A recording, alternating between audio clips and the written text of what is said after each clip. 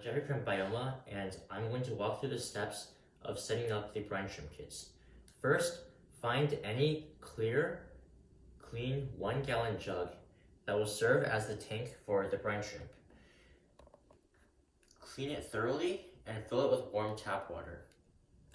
Then, open the kits, take the sea salt, and pour the salt into the tank.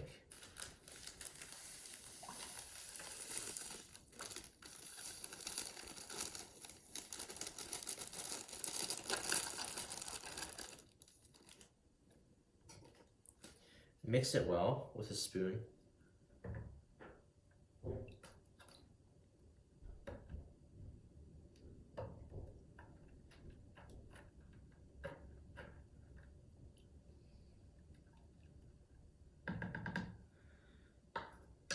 And let this sit for 48 hours so it can fully mix. Then we also take a second jug, which will serve as a dechlorinated water container. This second jug doesn't have to be clear or have any specific size, but it should also be open. Also clean this thoroughly and fill it with warm tap water.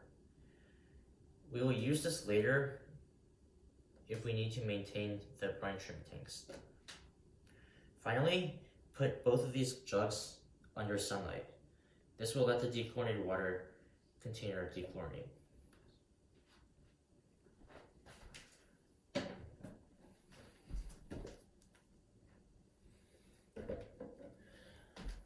Alright, now we can wait 48 hours and we'll be ready to move on to the next phase, hatching the eggs.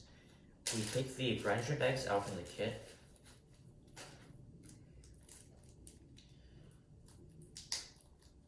And sprinkle half of them over the surface of the water, like so.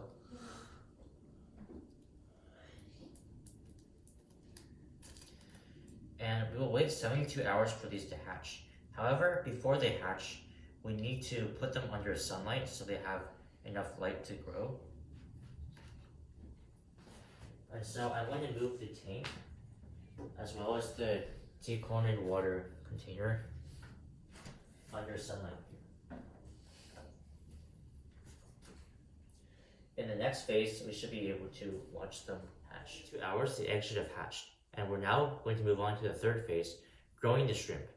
To grow the shrimp and keep them alive, we need to regularly perform 3 routines. The first one is aerating the water, the second is feeding the shrimp, and the third is topping off the water. To perform the first routine, aerating the water, we take the pipette, gently lower it into the water, and lightly press down on the knob with the thumb. If you look closely, this will release small air bubbles into the water, which will help the shrimp breathe. Then we can raise the pipette out, and now we let go of our thumb. Make sure to not let go of your thumb while it's in the water. Repeat this process about 15 times, and you have finished 1 aeration. We need to aerate the water twice a day during the first week and once a day during every day afterwards. The second routine is feeding the shrimp, and we feed them using the spirulina powder.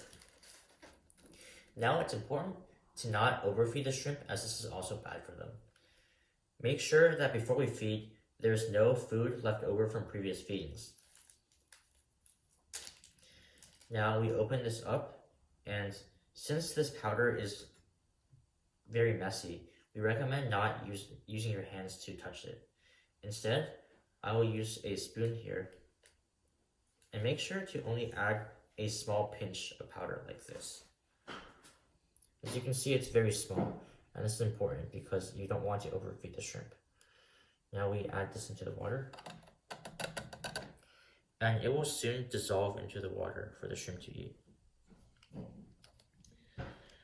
Finally, the third routine is topping off the water. And as you can see here, the water has evaporated since we last filled it up.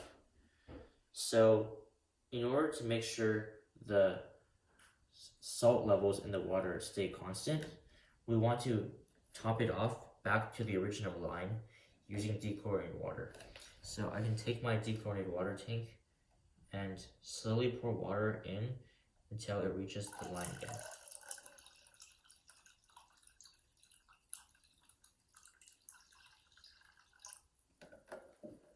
Alright, and now I've demonstrated all three of these routines, and you should be able to watch these shrimp grow over time.